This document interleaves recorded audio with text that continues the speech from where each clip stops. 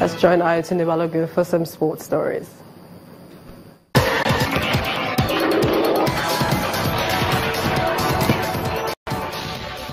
Yes, indeed, Millicent, and not too interesting news from the IAAF World Athletics Championships involving Nigeria, where the duo of Lindsay Lindley and Toby Amuson have crashed out of the women's 100 meters hurdles. Running in lane 1, Lindley clocked 13.18 seconds to place 7th in the race won by Sally Pearson of Australia, who posted 12.53 seconds.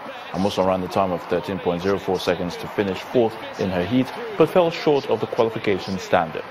Christiana Manning of the United States and Belarus' Alina Talley advanced to the finals with a time of 12.1 seconds and 12.85 seconds. Meanwhile, Blessing Akagbari completed a night of disappointment for Team Nigeria as she failed to enter the medal zone in the women's long jump. The 2013 silver medalist leaped an abysmal 6.55 meters to finish 8th in the final. United States' Brittany Rees won gold with a jump of 7.02 meters. Daria Klishner of Russia won silver with 7.00 meters, while another American, Tiana Bartoletta, picked bronze with 6.79 meters. In football, substitute Olivier Giroud headed in a dramatic late winner as Arsenal fought back to beat Leicester City in a thrilling start to the 2017-2018 English Premier League season. New signing for Arsenal, Alexander Lacazette, headed the Gunners ahead 94 seconds into his top-flight debut. Shinji Okazaki nodded in the equaliser for the Foxes just 2 minutes later. Leicester took the lead again when Jamie Vardy headed in Riyad Mahrez's corner before Arsene Wenger made an inspired double substitution which sparked Arsenal's comeback. The Gunners' boss introduced Aaron Ramsey and Giroud after 67 minutes. Within 20 minutes, both players had scored as Arsenal turned defeat into victory, earning their first 3 points of the season. The Moroccan Football Federation has confirmed it will bid to host the 2026 World Cup, beating the deadline for candidates to state their intentions. It will be Morocco's 5th time of bidding for football's global showpiece. The United States, Canada and Mexico announced in April that they intend to put forward a joint bid. The successful host nation will be announced in 2020. And that's a wrap on sports news. The news at 10 continues in a moment.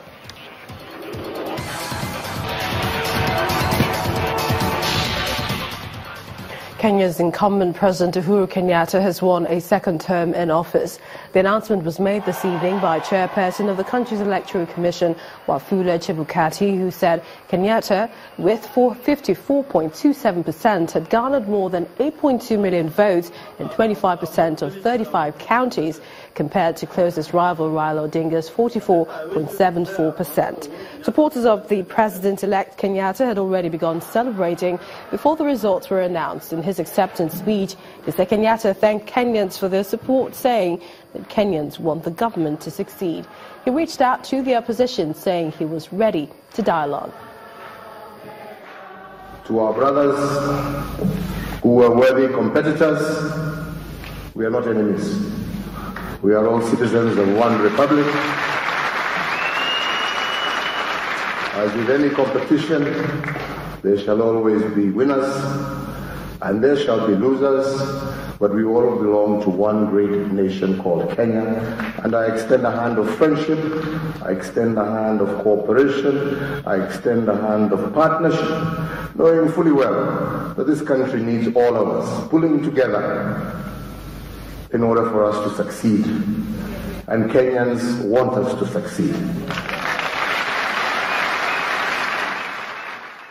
President-elect Uhuru Kenyatta speaking there. Tension in the Korean Peninsula heightens following rhetoric going on between the United States and North Korea. U.S. President Donald Trump, in his latest response, says the U.S. military is locked and loaded to deal with North Korea. His comments come as North Korea accused him of driving the Korean Peninsula to the brink of a nuclear war. And on entertainment news, Nigerian-born singer Kechi shines at America's Got Talent. Maiwa Gudule has the details and more.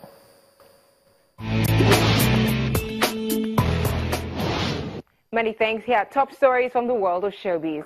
One of the 2 survivors of the tragic Sosoliso plane crash in 2005, Kechi Okuchi, continues to win more hearts with not only an inspiring survival story, but a captivating vocal prowess as she moves to the next round in the America's Got Talent show, which is a live show. The crash survivor impressed the panel of judges during her first audition with the rendition of Ed Sheeran's Thinking Out Loud and got a rousing ovation for her latest performance of Donny Hathaway's Song for You. With 10,000 people watching, but we're alone now, and I'm singing this song to you. An Afropop artist from the 70s, Segun Bokna, passed away today in a Lagos hospital after a brief illness. He was aged 71.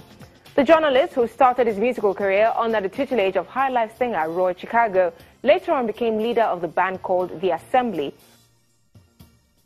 Nigerian music acts for the fourth time in a row dominate the West African class of the regional nomination categories of the All African Music Awards as the organizers release nomination list in Lagos, southwest Nigeria. From the best West African male and female categories, Nigerian acts received 10 nods from a total of 17 nominations. Wizkid, his protege Mr. Easy, HKN boss Davido will join Runtown Triple MG singer Techno and Juice rapper YC in the race for the best male prize.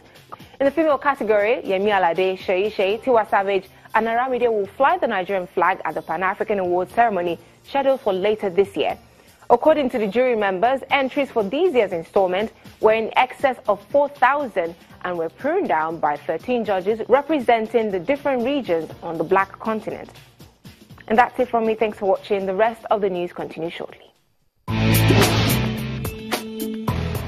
Thank you, Myra. And the main news again. Nigerian army today confirmed it carried out a raid on a UN building in Maiduguri, claiming it acted on a tip-off about planned attacks on military locations by Boko Haram terrorists. Acting President Professor Yemi Osinbajo today inaugurated a panel to investigate allegations of rights abuse and extrajudicial killings against the Nigerian army by global watchdog Amnesty International. Also today, Kenyan President Uhuru Kenyatta was declared winner of Kenya's presidential election after defeating arch-rival Raila Odinga for the second time. And that's the news at 10 tonight. Many thanks for being a part of it. I'm Millicent Mwaka. Do have a good night and a great weekend.